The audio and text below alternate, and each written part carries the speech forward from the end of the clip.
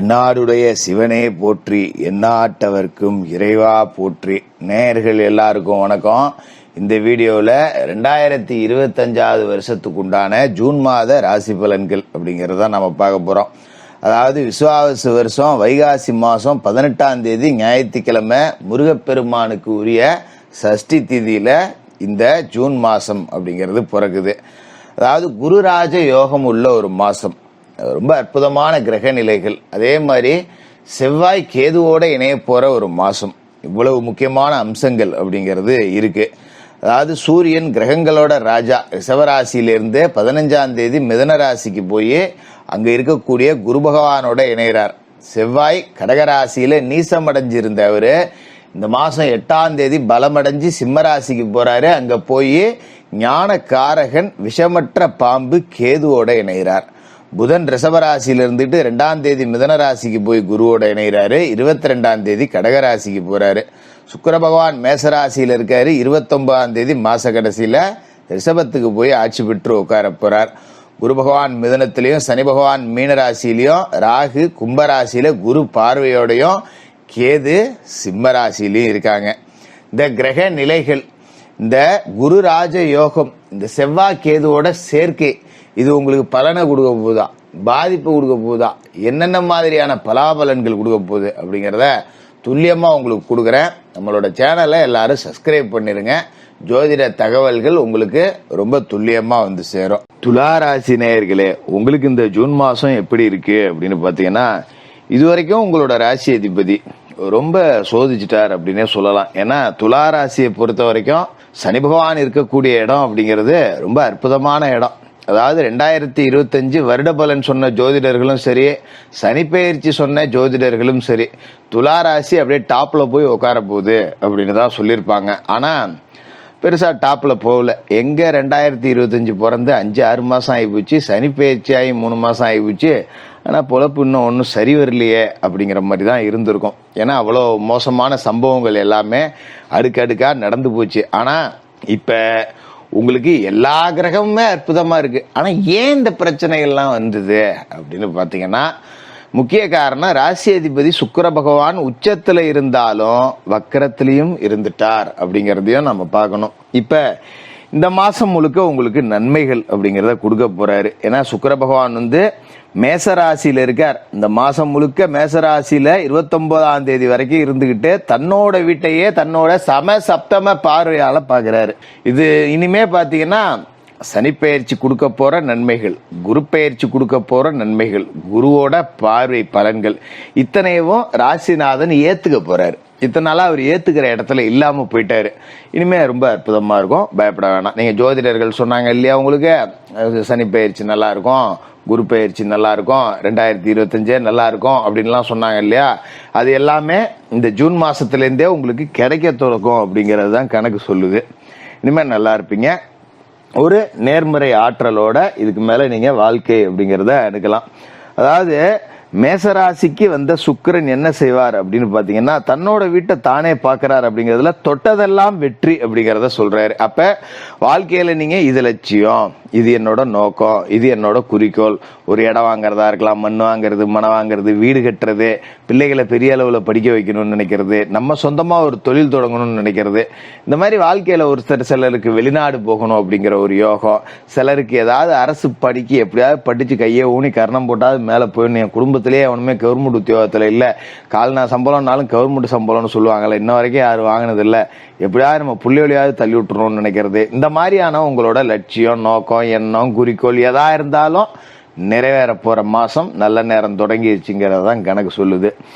வீடு கட்டலாம், கட்டின வீட்டை புதுப்பிக்கலாம், புது ஒப்பந்தங்கள் வரும். தொழில் ஒன்று செஞ்சுக்கிட்டு இருக்கோம் அப்படின்னா தொழிலுக்கு நிறைய ஒப்பந்தங்கள் கிடைக்கும்.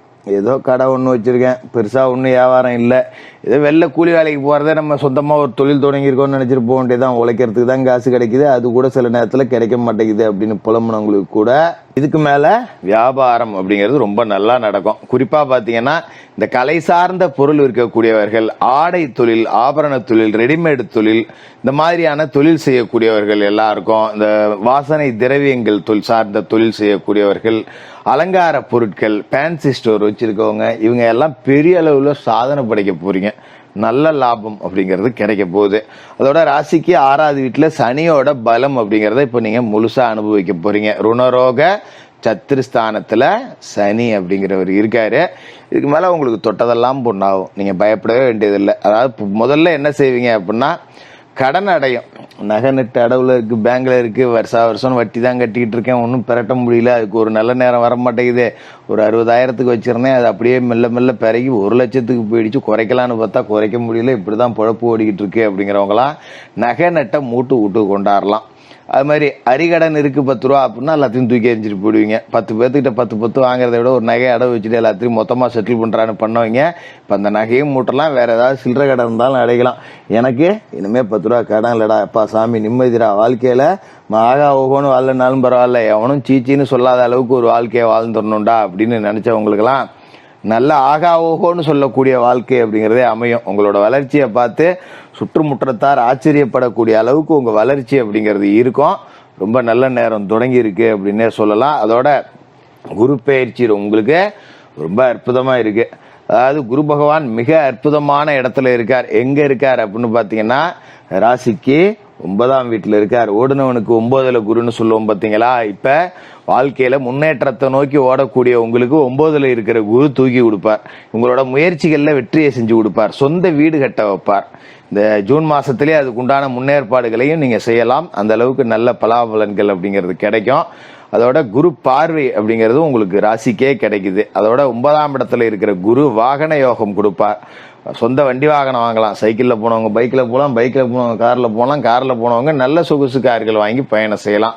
அது மாதிரி காரு, இந்த வாகனங்களை மூலதனமா நம்பி தொழில் செய்யக்கூடியவங்க, டாக்ஸி ஓட்டுறேன், ஆட்டோ ரிக்ஷா ஓட்டுறேன், இல்ல வாகன உதிரி பாகங்கள் வியாபாரம் செய்யறேன், இல்ல பழுது நீக்கக்கூடிய மெக்கானிக்கா இருக்கேன், இந்த மாதிரி வாகனத்தை சார்ந்து தொழில் செய்யக்கூடியவர்கள் எல்லாருக்குமே பெரிய அளவுல வளர்ச்சி, நல்ல லாபம் அப்படிங்கிறது கிடைக்கும். இதெல்லாம் சரியா பயன்படுத்திங்க. அதோட இந்த மாசத்தை பொறுத்த வரைக்கும் பாத்தீங்கன்னா, புதன் ரிஷபராசியில இருக்காரு. 2ஆம் தேதி அவர் மிதுன ராசிக்கு வந்துடுறாரு. 2ஆம் தேதியிலிருந்து 22ஆம் தேதி வரைக்கும் அங்கதான் இருக்க போறார். அப்ப மிதுன ராசியில இருக்கிற புதன் என்ன செய்வார் அப்படின்னா, குருவோட சேர்ந்துகிட்டு பல நன்மைகளை கொடுக்கிறார். உங்களோட சிந்தனையில தெளிவு அப்படிங்கிறது பிறக்கும். உங்க வீட்டுல உள்ளவங்க, அது அண்ணனா இருக்கலாம், தம்பியா இருக்கலாம், மனைவியா இருக்கலாம், தாயா இருக்கலாம், சகோதரியா இருக்கலாம், அப்பாவா இருக்கலாம், பிள்ளைகளா இருக்கலாம், யாரா இருந்தாலும் உங்களுக்கு அனுசரணையா நடந்துவாங்க. நீங்க எடுக்கக்கூடிய முயற்சிகள் எல்லாத்துக்கும் ஒத்தாசை பண்றதுக்கு ஆள் இருக்கு. அப்பாடா, நம்ம ஒண்ணு ஆரம்பிச்சோம்னா நம்ம கை தூக்கி விட ஆள் இருக்குடா, 4 கூட்டாளியாவது வந்து சேர்ந்துருவானுங்க அப்படின்னு சொல்லிட்டு உங்களை ஒரு நேர்மறை ஆற்றல் நோக்கி உந்தக்கூடிய பல நன்மைகள் அப்படிங்கிறது நடக்கும். இதோட நேரத்துல பாத்தீங்கன்னா 5 தேதிக்கு மேல சூரியனும் வந்து குருவோட சேர்ந்து குருராஜ யோகம் அப்படிங்கிற ஒரு அற்புதமான யோகத்தை 9ஆம் வீட்டுல கொடுக்குறாங்க. அப்படிங்கிறப்ப வீடு கட்டுறதுக்கு லோன் வாங்கலாம், வீட்டு கடன் ஏதாவது இருந்ததுன்னா அடைக்கலாம். அதே மாதிரி வீடு சார்ந்து நீங்க ஒரு தொகுப்பு வீடு கட்டணும், போன் வரணும் அப்படின்னாலும் அரசு உதவிகள் அப்படிங்கிறது கிடைக்கும். சிலருக்கு அரசு வேலை கிடைச்சி அரசாங்க வீட்டுல போய் தங்கக்கூடிய அளவுக்கு ஒரு கவர்மெண்ட் குவார்டர்ஸே கிடைச்சிருச்சு எனக்கு அப்படின்னு சொல்லக்கூடிய அளவுக்கு நன்மைகள் அப்படிங்கிறது நடக்கும். அது மாதிரி இந்த மாசம் 8ஆம் தேதி செவ்வாய் கடகராசியிலேருந்து பயிற்சியாகி சிம்ம ராசிக்கு, உங்களோட ராசிக்கு லாப வீட்டுக்கு வரார். அங்க இருக்கக்கூடிய கேதுவோட சேர்றார். சனியை அவர் பார்த்தாலும் கூட பெரிய அளவுல உங்களுக்கு பாதிப்பு அப்படிங்கிறது இருக்காது. பொது வாழ்க்கையில இருக்கிறவங்களுக்கு நல்ல பொறுப்புகள் கிடைக்கும். அரசியல் துறையில இருக்கிறவங்களுக்கு எல்லாம் நல்ல பதவிகள் கிடைக்கும். சரியா பயன்படுத்திங்க. அது மாதிரி மண்ணு மனை இடவாங்கல் குடுக்கல் இதன் மூலமா 10 ரூபா வருமானம் அப்படிங்கிறதும் பார்க்கலாம். ரொம்ப அற்புதமான ஒரு நல்ல நேரத்தை உங்களுக்கு தொடங்கி விடுது இந்த ஜூன் மாசம் அப்படின்னு சொல்லலாம். சனி, குரு, ராகு, கேது, செவ்வாய், சூரியன், புதன், உங்களோட ராசி அதிபதி சுக்கிரன், இத்தனை கிரகங்கள், நவ கிரகங்களும் சாதகமா இருக்கக்கூடிய யோகம் அப்படிங்கறதெல்லாம் கிடைக்காது. இந்த ஜூன் மாசத்துல உங்களுக்கு கிடைச்சிருக்கு. சரியா பயன்படுத்திங்க, வாழ்க்கையில செட்டில் ஆகுங்க. உங்களால முடிஞ்சா 4 பேர்த்துக்கு உதவி அப்படிங்கிறத முடிஞ்சப்பெல்லாம் செஞ்சிட்டு வாங்க. இந்த ஜூன் மாதம் ஒரு நல்ல மாற்றத்துக்கான தொடக்கமா இருக்கும். துலா ராசிக்காரர்களுக்கு வாழ்த்துக்கள்.